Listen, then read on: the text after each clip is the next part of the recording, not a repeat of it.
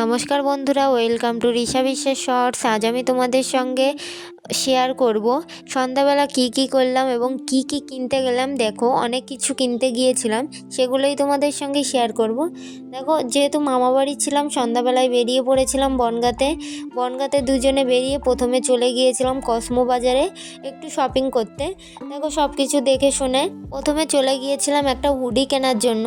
দেখো, ড্রেসগুলো কিন্তু দারুণ লাগছিল এবং তারপর দেখো সব জায়গায় একটু ঘুরে ঘুরে দেখছিলাম কি রয়েছে, পছন্দ হলে কিনবো, সেই জন্য হুডি কেনার জন্য গিয়েছিলাম। সব কিছু দেখে শুনে নিলাম, হুডিটা কিনে নিয়ে চলে গিয়েছিলাম কসমেটিক্সের দোকানে। দেখো, কসমেটিক্সের দোকান থেকে নিয়ে নিলাম এক জোড়া চুড়ি নিয়েছিলাম এবং তারপরে চলে গিয়েছিলাম দেখো নেল পলিশ কিনে নিয়ে।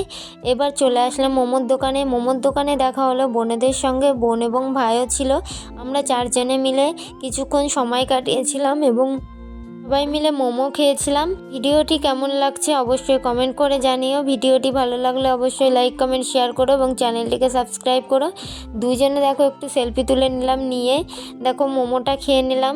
মোমো রেসিপির মধ্যে নিয়েছিলাম প্রথমত গন্ধরাজ মোমো, যেটি খেতে আমার খুব টেস্টি লাগে, এবং তার সঙ্গে নিয়েছিলাম স্টিম মোমো। এই দাদাদের দোকানে আমরা বনগাঁতে আসলেই মোমো খেতে আসি। এটা হলো নীল দর্পণের সামনে, দারুণ মোমো করে। দেখো, বনগাঁর ভিউটা কিন্তু দারুণ ছিল। রাত্রেবেলায় ভিউটা দেখতে সব থেকে ভালো লাগে।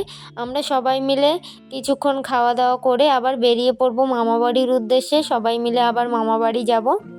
চারজনেই খুব আনন্দ করছিলাম। তোমরা সন্ধ্যাবেলায় কোথায় ঘুরতে গেলে অবশ্যই কমেন্ট করে জানিও। আমরা খাওয়া দাওয়া সেরে দেখো চলে আসলাম মামাবাড়ির দিকে, এবং বনগাঁ মতিগঞ্জের রাত্রের ভিউটা একবার দেখো, দারুণ লাগছিল।